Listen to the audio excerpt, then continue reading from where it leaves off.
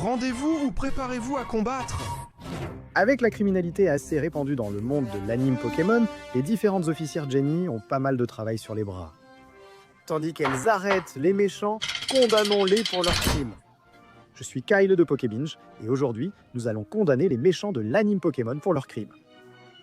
Aujourd'hui, une seule règle, nous jugeons ces méchants selon leurs actes dans un épisode ou un arc.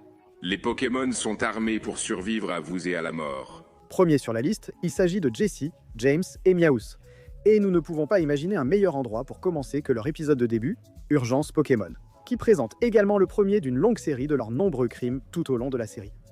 Ils entrent dans le centre Pokémon en lançant leur Pokéball à travers la fenêtre du toit, la brisant.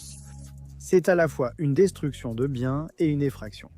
D'autres accusations de destruction de biens s'ajouteront lorsqu'ils ordonnent à Arbok et Smogo de détruire les ordinateurs et câbles, causant une panne, et que Smogo force aussi la porte menant à la pièce des Pokéballs.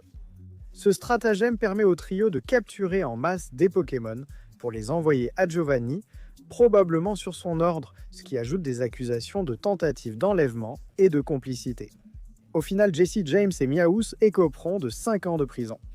Nous passons maintenant à quelques autres sbires de la Team Rocket, à savoir Bricolo et Cassidy. Dans l'épisode Pikachu se révolte, ils contrôlent de nombreux Pokémon, dont Pikachu, Togepi et Meowth, qu'ils enferment dans une installation avec leur hypnomade. Cela amène aussi les Pokémon à se retourner contre leur dresseur, ce qui est vu comme un contrôle mental et un enlèvement. Nous les accuserons aussi d'agression pour avoir assommé Jessie et James avec leurs Pokémon, et car ce plan vient sans doute de Giovanni. Nous ajoutons la complicité. Pour ces crimes, Butch et Cassidy auront chacun 10 ans de prison. Il n'est pas surprenant que le chef de la Team Rocket, Giovanni, soit le prochain, et nous allons parler de l'épisode spécial, le retour de Mewtwo. Après le premier film, Mewtwo et ses clones ont trouvé un nouveau refuge pour vivre en paix. Cependant, Giovanni est déterminé à récupérer Mewtwo et à en reprendre le contrôle, allant jusqu'à lancer une véritable attaque de style militaire, ce qui constitue au minimum une atteinte à la paix. Lorsqu'il abaisse pour la première fois son aéronef près du refuge de Mewtwo, il paralyse la plupart des clones avec des projectiles, puis fait larguer des Pokéballs par des dirigeables pour les capturer. Ce sont de nombreux chefs d'accusation d'agression et de tentatives d'enlèvement, car les clones sont vite sauvés par Mewtwo. Après que Mewtwo ait sauvé ses amis, Giovanni utilise quelques appareils pour l'électrocuter et le faire tomber au sol, ajoutant ainsi une autre accusation d'agression. Giovanni emprisonne Mewtwo dans un champ de force pour exploiter sa puissance, le soumettant à l'enlèvement et à la torture. Il demande ensuite à son équipe de transformer l'île en laboratoire pour la Team Rocket, détruisant ainsi l'habitat. Si cela ne suffisait pas, on peut même ajouter une accusation de tentative de meurtre lorsqu'il explique à Domino qu'à cause de la torture, son corps serait détruit et qu'il serait prêt à attendre des années pour qu'un autre clone soit développé. En raison de l'ampleur de ces crimes, nous avons décidé d'infliger la peine de mort à Giovanni, et nous n'avons pas trouvé de manière plus satisfaisante pour lui de disparaître qu'à travers une puissante attaque psychique de la part de son ancien prisonnier. Ne pensez pas que nous en avons fini avec la Team Rocket, car il nous reste encore un membre, le scientifique Dr Namba. Et avec lui, nous allons parler de la trilogie Lugia. Dans la première partie, le mystère fait partie de l'histoire. Le Dr Namba ordonne de capturer Silver, le bébé Lugia, dans un filet. Mais étant donné qu'il s'échappe, il ne s'agit que d'une tentative d'enlèvement. Plus tard, il enlève Silver quand Butch et Cassidy arrivent et l'enferment dans une cage. Dans l'épisode Parents piégés, il met des bandeaux sur le Houndour et le Hitmontop de Butch et Cassidy pour les rendre plus forts et agressifs, ajoutant une accusation de contrôle mental. Le parent de Silver atterrit sur la cage de son enfant, piégeant tous deux dans un champ d'énergie, tandis que Namba enferme aussi Sacha et ses amis, ajoutant 2 accusations d'enlèvement. Dans l'épisode Une promesse est une promesse, Namba fait porter à Electek le même bandeau et grâce à un appareil, il le rend encore plus enragé. On peut donc dire que la torture s'applique aussi ici. Nous pensons que la prison à vie est la sanction la plus adéquate pour le docteur Namba. Après la Team Rocket, il y a le colonel Hansen, vu dans La Princesse et le Togepi, et le Mirage de Togepi, un officiel du royaume Mirage. Il compte le prendre par la force. Hansen demande l'aide de la Team Rocket pour capturer le Togepi d'Ondine, et dès son arrivée, il est coupable d'une agression en attrapant Meowth par la tête et en le lançant sur James. Munja lance un rayon solaire sur Ondine, Flora et Max, détruisant un labyrinthe de haies, blessant aussi Togepi après l'avoir projeté dans une fontaine. Même si Hansen ne contrôlait pas Munja à ce moment, il reste responsable car c'est son Pokémon. Nous l'inculpons donc pour destruction de biens et agression.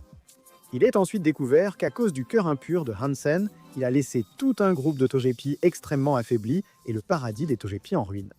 Il est expliqué que les Togepi perdent toute leur énergie lorsqu'ils sont exposés à quelqu'un au cœur impur. Donc techniquement, on peut considérer cela comme une famine de masse, en plus de la destruction de biens pour la destruction du paradis. Hansen se sert ensuite de Shedinja et Ninjask pour briser l'espace-temps et accéder au paradis des Togepi. Ceci est un autre crime en soi, qui sera aussi compté comme une effraction. Une accusation d'agression supplémentaire peut être retenue, car un Ninjask lance Ballombre sur le Togepi d'Ondine, et aussi pour enlèvement, puisqu'il l'emmène. Hansen est une fois de plus coupable d'enlèvement, puisqu'il fait emmener le roi et la reine du royaume Mirage au cachot. Encore une accusation d'agression. Il envoie que la team Rocket ailleurs grâce à ses Pokémon, et ayant pris le trône par la force, c'est un coup d'état. On peut dire qu'il a commis beaucoup de crimes.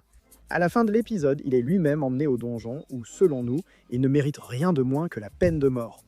Le Togetic récemment évolué, devenu protecteur du royaume Mirage, utilise Métronome pour lancer une puissante attaque et appliquer la sentence. En nous dirigeant vers la région de Hoenn et en posant notre regard sur la team Magma, le prochain sur la liste est Habitat. Dans l'épisode combat pour la météorite, lui et ses sbires montent au sommet du mont Chimney pour voler la météorite au professeur Cosmo.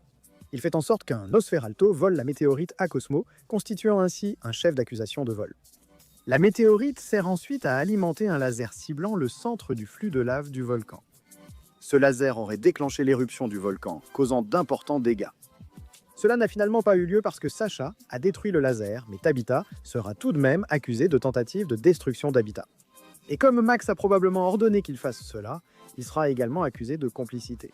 Tabitha sera condamnée à 10 ans de prison avec possibilité de libération conditionnelle. Passons à Shelly, la rivale de la team Aqua. Dans l'épisode Un temps de chien, Shelly dirige un groupe de sbires à l'Institut Météo pour voler leur technologie. Et elle fait enfermer les chercheurs, puis la team Rocket dans des entraves métalliques, ce qui ajoute 2 chefs d'accusation d'enlèvement. Il déclenche bien la machine météo, causant un orage et un chef d'accusation de modification du climat. Plus tard, Shelly menace les scientifiques capturés avec un orage, à moins qu'on lui apporte la carte d'accès, et un éclair s'abat sur la team Rocket, ajoutant un autre chef d'accusation de modification du climat, ainsi qu'une tentative de meurtre compte tenu de la dangerosité de l'électricité. Encore une fois, complicité et aide seront ajoutées, car la mission a sans doute été ordonnée par Archie. Nous condamnons donc Shelly à 30 ans de prison. Mais très rapidement avant de passer à nos prochaines entrées. Si ce format vous plaît, découvrez notre chaîne Cinéma Sentencing, cela nous ferait plaisir. Lien ci-dessous, puis vient Maxi, le chef de la team Magma. Malheureusement, Maxi a moins de temps à l'écran que son rival, donc nous avons peu d'éléments à exploiter. Cependant, il est montré qu'en obtenant Groudon, il a capturé Kyogre, ce qui compte comme un enlèvement. Bien que ce ne soit qu'un seul crime, il s'agit tout de même d'un Pokémon légendaire qu'il a capturé, donc sa peine est la prison à vie. Nous arrivons enfin à Archie, chef de la team Aqua. Nous étudions ici le diptyque Magma contre Aqua, déjà mentionné précédemment. En obtenant Groudon, il contrôle Kyogre avec l'orbe rouge et détruit le navire de la team Magma, mêlant contrôle mental et piraterie. Il sera aussi accusé de 2 enlèvements, ayant pris 2 sbires de la team Magma en otage, et informe Maxi qu'il a capturé Groudon. Lors de la bataille des légendes, il commet une modification climatique en créant un orage grâce à Kyogre dans le but d'élever le niveau de la mer pour noyer tout le monde sur l'île Monsu et conquérir le monde, ce qui ajoute également à la tentative de meurtre de masse et le terrorisme. Bien que l'orbe rouge ait contrôlé Archie pendant une grande partie de ce fiasco, cela n'excuse en rien l'ampleur de ses crimes. Ainsi, nous condamnerons Archie à mort par le même moyen qu'il a voulu employer contre tous les habitants de l'île Monsu.